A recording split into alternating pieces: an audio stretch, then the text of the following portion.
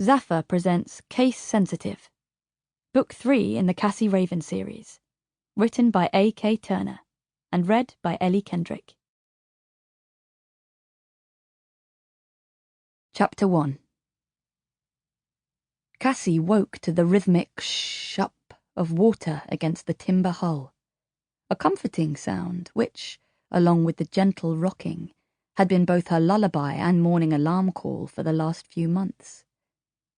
But today, the lazy slap of each wave against the side of the narrowboat was accompanied by an intermittent knocking sound, almost as if someone was tentatively rapping their knuckles on the hull, right beside her ear. As she drifted up towards consciousness, her brain strained to identify the sound. It wasn't like that caused by the usual flotsam and jetsam which found its way into the canal overnight. Bags of rubbish, discarded trainers, once even a plastic cold box which had ended up beating a tattoo against her bows. Judging by the light level, it was still before 6 a.m. 3 hours till Cassie's shift at the mortuary. So she turned over, trying to stay in the sleep zone and blot out the extraneous noise. But after 10 minutes of lying there, just waiting for the next knock, knock, knock, she sat up in her bunk, cursing, and pulled a hoodie on over her pajamas. In her flat, she'd always slept naked, but after 5 months living on the boat, with summer fading and the nighttime damp starting to penetrate even her 15-tog duvet, she'd given in and ordered M&S's hottest flannelette gym jams and bed socks. As she emerged in the tiny cockpit in the aft, she'd learned not to call it the back, the chill of a September morning struck her like the flat of a cold hand. She'd always loved the canal in autumn, but now, as she shivered, peering through the blanket of mist lurking above the black-green water, she felt a stab of nostalgia for summer. Even with Camden town's tourists and trippers who treated her boat like some kind of visitor attraction. Taking the boat hook from the deck, she headed up to the bows of the narrowboat, 10 meters long and moored pointing upstream. Reaching the foredeck on the canal side, she lowered herself down and, keeping one hand firmly around the deck rail, peered down through the shifting skeins of fog that veiled the surface. At that moment, a patch cleared in the mist, and a wavelet washed something rounded, dark and slick against the hull.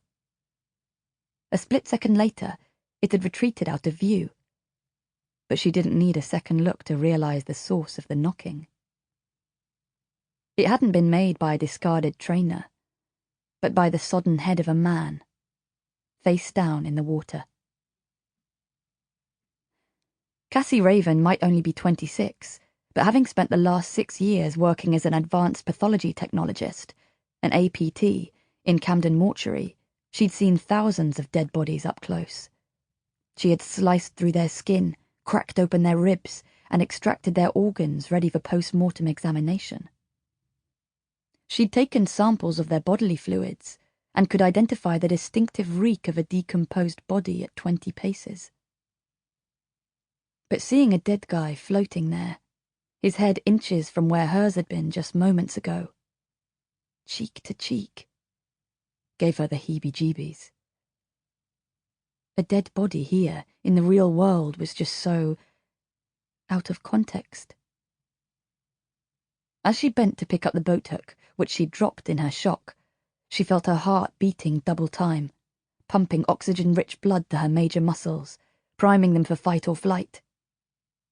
After taking a couple of steadying breaths, she guided the business end of the boat hook into the neck of the guy's puffer jacket, taking her time, knowing how a careless post-mortem injury could make the pathologist's job harder when it came to determining cause of death. With one hand on the deck rail, she started pulling the body towards the stern. The canal was flat calm today, with barely any current, and he came through the water easily, as though eager to help. She manoeuvred him around the stern and into the gap between the boat and the canal side. Even if he sank, it was less than a meter deep here, and the starboard fender would stop him getting crushed against the black bricks of the side. As she extracted the hook from his jacket, Sample complete. Ready to continue?